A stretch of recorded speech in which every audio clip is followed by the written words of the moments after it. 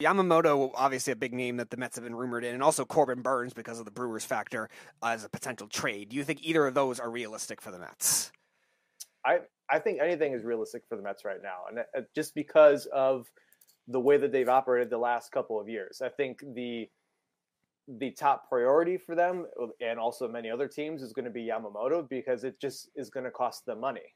And it fits into that mold of what they're trying to build for right now. Like, yes, they are trying to invest in the team and be competitive in 2024, but also with Yamamoto, he's 25 years old. You know, he signs 7, 8, 9-year deal. He just goes into his early to mid 30s. That kind of fits exactly the kind of player that they want. I saw some report that they were potentially thinking of Snell as maybe a backup frontline starter if they don't get some of their top choices.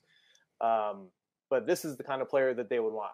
Someone who is younger and they can have for multiple years, not necessarily like a Senga, but be able to have a nucleus together for a period of time. And someone who can have that long-term deal. There's going to be risk associated with any type of long-term deal.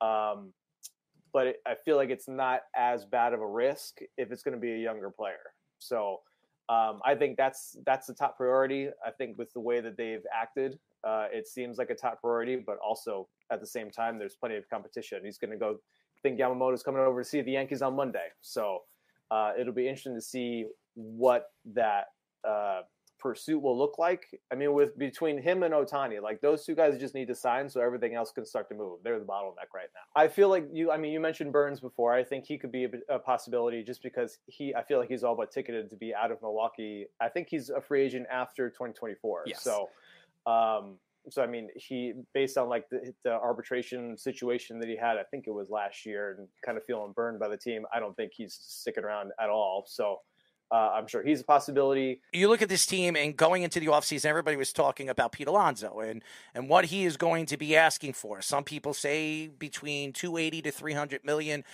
We all know who his agent is in Scott Boras, who looks to get the highest amount of money he can for each and every one of his players.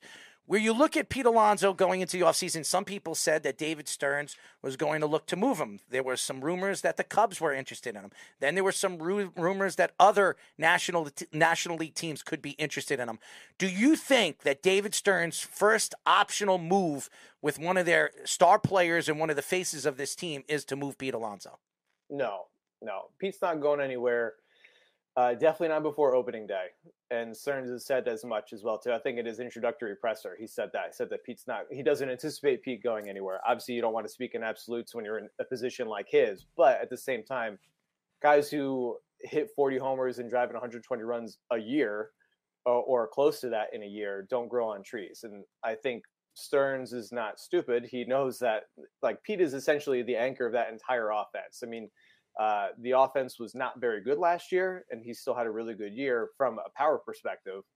But think about it: if you take him out, and you're saying that you want to compete in 2024 and trying to like thread that needle of being competitive but not sacrificing the future, you need him.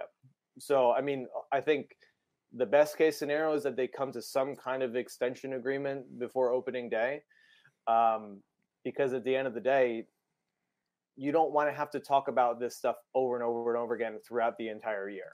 That wouldn't be too fun for Pete or too fun for the Mets or pretty much anyone associated with the Mets that would have to answer those kinds of questions. So I think at the very least, he's going to be on the Mets on opening day. We'll see how the year goes. If he's not signed to a long-term extension, he'll probably be made available at the trade deadline if things don't go well. It doesn't mean they want to move him, but it's kind of like a due diligence kind of thing. It would be stupid not to make him available if the situation presents itself to see what they could potentially get. I mean, I didn't think at least that they would do all the selling off that they did prior to last trade deadline, but look what they got in return by being bold and going in that direction.